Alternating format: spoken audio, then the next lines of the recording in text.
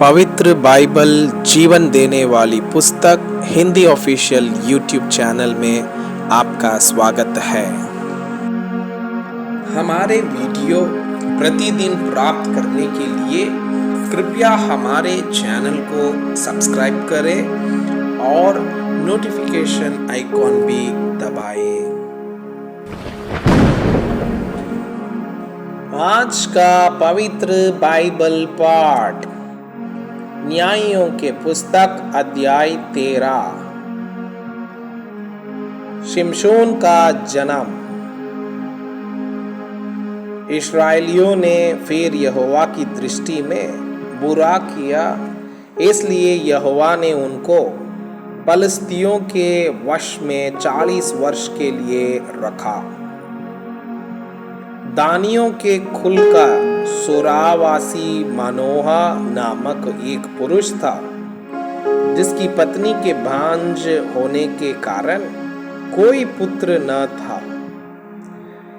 इस स्त्री को यहोवा के दूत ने दर्शन देकर कहा, सुन, भांज होने के कारण तेरे बच्चा नहीं, परंतु अब तू गर्भवती होगी और तेरे बेटा होगा।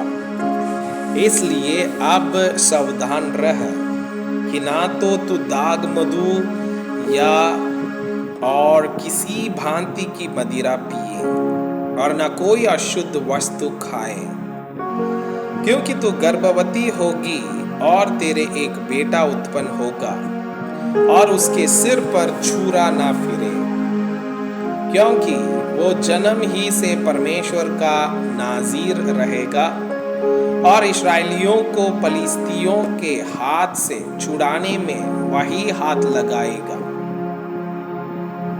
उस स्त्री ने अपने पति के पास जाकर कहा, परमेश्वर का एक जन मेरे पास आया था, जिसका रूप परमेश्वर के दूत का सा अति भययोग्य था, और मैंने उससे ना पूछा कि तू कहाँ का है, और ना उसने मुझे अपने नाम बताया, परंतु उसने मुझसे कहा, सुन, तू गर्भवती होगी और तेरे एक बेटा होगा। इसलिए अब ना तो दाग मधु या और किसी भांति की मदिरा पीना और न कोई अशुद्ध वस्तु खाना, क्योंकि वो लड़का जन्म से मरण के दिन तक परमेश्वर का नाज़ीर रहेगा। तब मनोहा ने यहोवा से यह विनती की, हे प्रभु, विनती सुन, परमेश्वर का वो जन जिसे तूने भेजा था फिर हमारे पास आए और हमें सिखलाए कि जो बालक उत्पन्न होने वाला है उससे हम क्या क्या करें। मनोहा की यह बात परमेश्वर ने सुन ली, इसलिए जब वो स्त्री मैदान में बैठी थी और उसका पति मनोहा उसके संग न था, तब परमेश्वर का वही दूत उसके पास आया।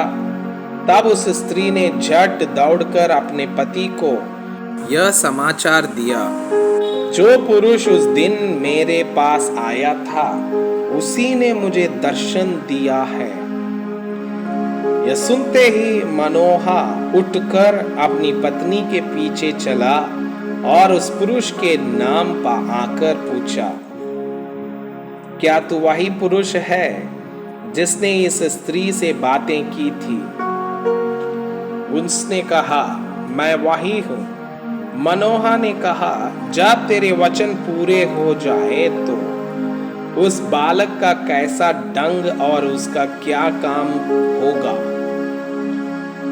यहोवा के दूत ने मनोहा से कहा, जितनी वस्तुओं की चर्चा मैंने इस स्त्री से की थी उन सब से यह परे रहे।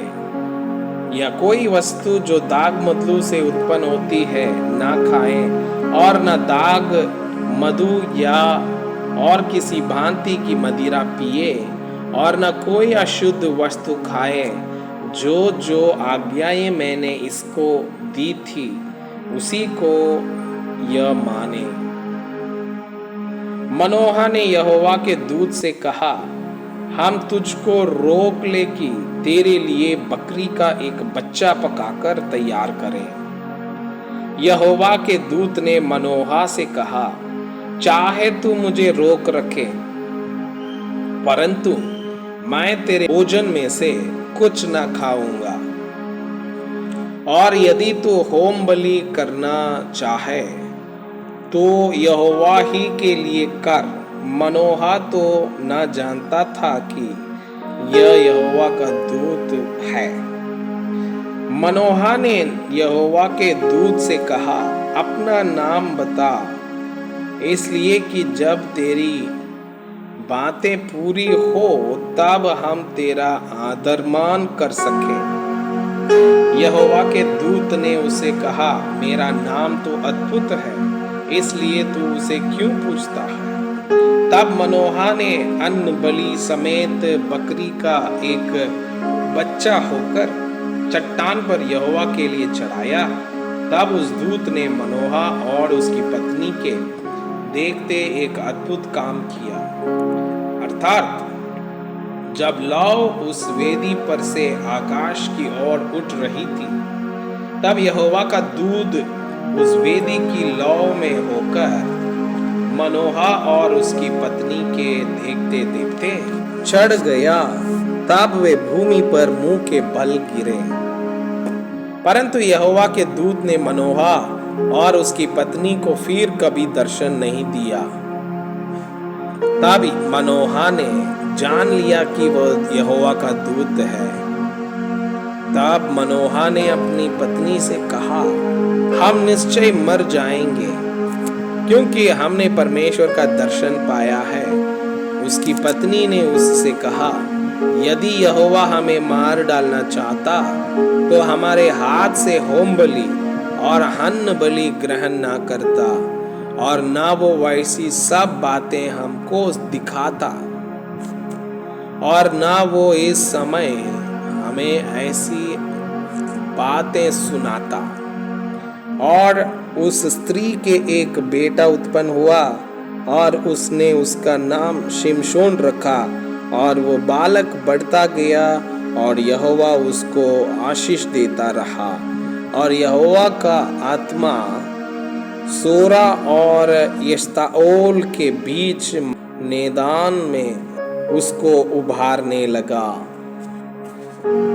मैं आपसे यह अनुरोध करता हूँ कि कृपया आज का बाइबल पाठ को अध्ययन करें और जिन वचनों के द्वारा आप प्रभावित हुए उसे अपनी कॉपी में लिखें और आज दिन भर इस वचनों को अपने जीवन में अभ्यास करें। परमेश्वर चाहता है कि आप उनके समान सिद्ध और